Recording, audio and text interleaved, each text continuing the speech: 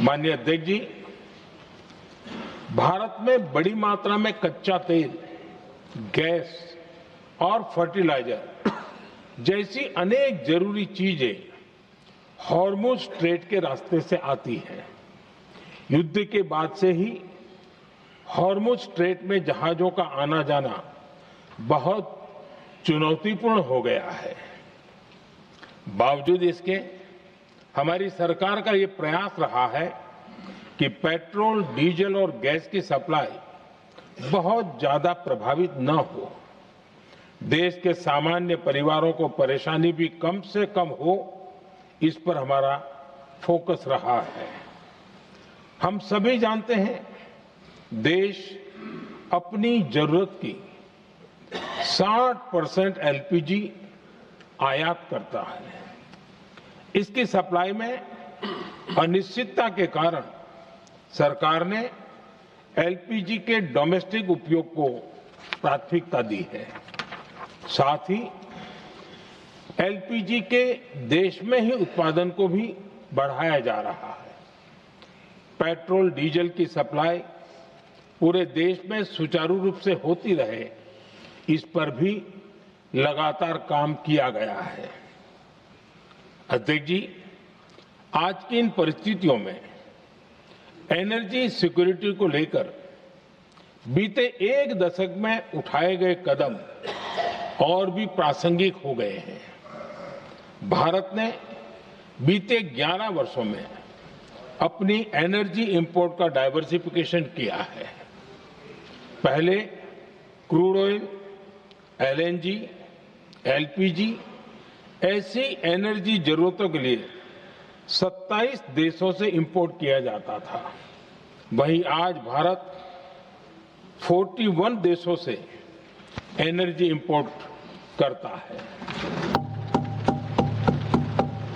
अध्यक्ष जी, बीते दशक में भारत ने संकट के ऐसे ही समय के लिए कच्चे तेल के भंडारण को भी प्राथमिकता दी है।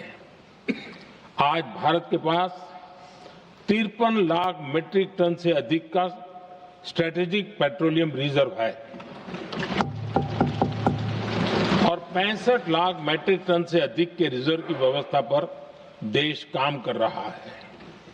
हमारी तेल कंपनियों के पास जो रिजर्व रहता है वो अलग है।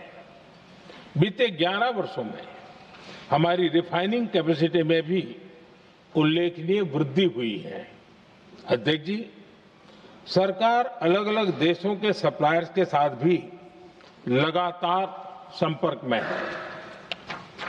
प्रयास ये है कि जहां से संभव हो वहां से तेल और गैस की सप्लाई होती रहे।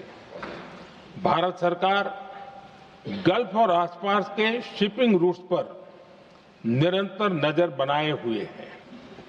हमारा प्रयास है कि तेल हो, गैस हो, फर्टिलाइजर हो, ऐसे हर जरूरी सामान से जुड़े जहाज भारत तक सुरक्षित पहुंचे। हम अपने सभी वैश्विक सहयोगियों के साथ निरंतर संवाद कर रहे हैं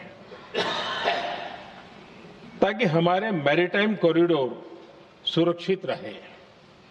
ऐसे प्रयासों के कारण बीते दिनों हॉर्मुज स्ट्रेट में फंसे हमारे कई जहाज भारत आए भी हैं। अध्यक्ष जी, संकट के इस समय में देश की एक और तैयारी भी बहुत काम आ रही है। पिछले 10-11 साल में इथेनॉल के उत्पादन और उसकी ब्लेंडिंग पर अभूतपूर्व काम हुआ है। एक दशक पहले तक देश में सिर्फ 1-1.5% इथेनॉल ब्लेंडिंग कैपेसिटी थी। आज हम पेट्रोल में 20% इथेनॉल ब्लेंडिंग के करीब पहुंच रहे हैं।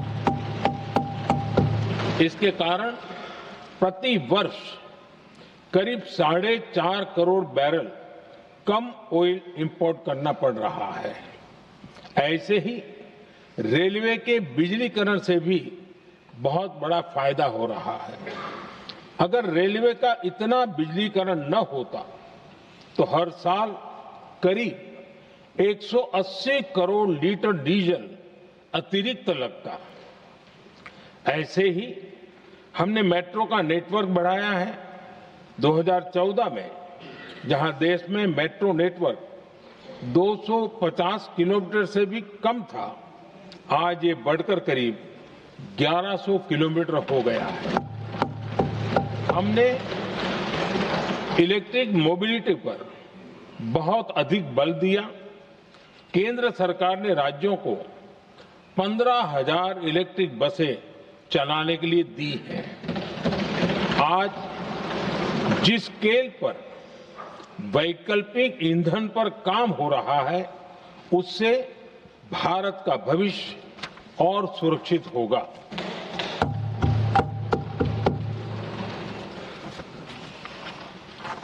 आदरणीय अध्यक्ष जी, हम जानते हैं कि एनर्जी आज इकोनॉमी की रीढ़ है और ग्लोबल एनर्जी नीड्स को पूरा करने वाला एक बड़ा सोर्स वेस्ट एशिया है।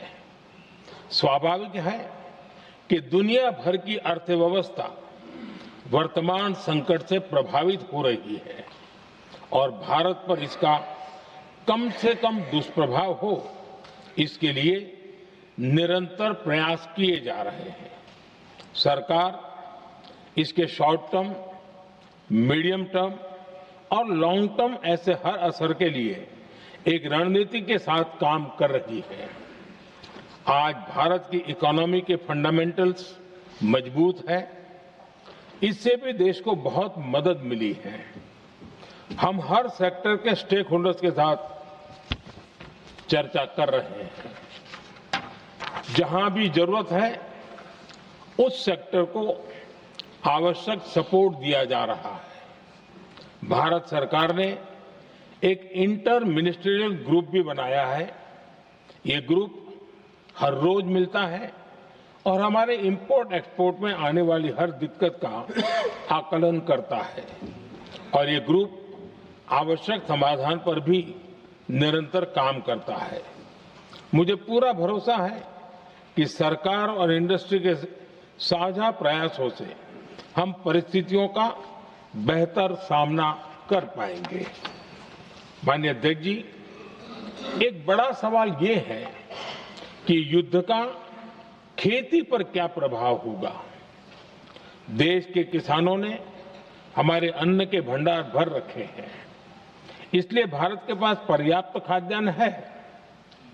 हमारा ये भी प्रयास है कि खरीफ सीजन की ठीक से बुआई हो सके। सरकार ने बीते सालों में आपात स्थिति से निपटने के लिए खाद की पर्याप्त व्यवस्था भी की है। अतीत में भी हमारी सरकार ने दुनिया के संकटों का बोझ किसानों पर नहीं पड़ने दिया था। कोरोना और उस समय के युद्धों के दौरान उस समय भी ग्लोबल सप्लाई चेन में डिस्ट्रप्शन आ गई थी।